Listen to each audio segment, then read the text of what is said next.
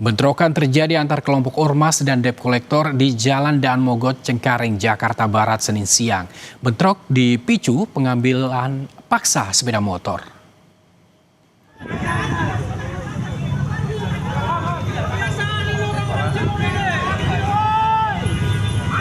Puluhan anggota ormas mendatangi sebuah ruko yang dijadikan kantor debt collector di Jalan Daan Mogot, Cengkareng, Jakarta Barat. Mereka tak terima sepeda motor milik anggotanya dirampas debt collector di jalan.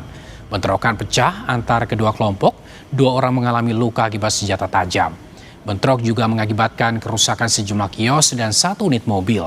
Bentrok dihentikan setelah anggota Satreskrim Polres Metro Jakarta Barat dikerahkan ke lokasi.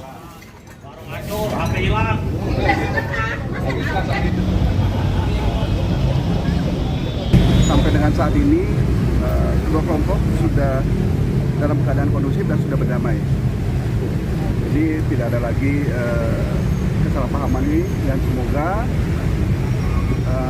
perselisihan ini tidak banyak kemana-mana.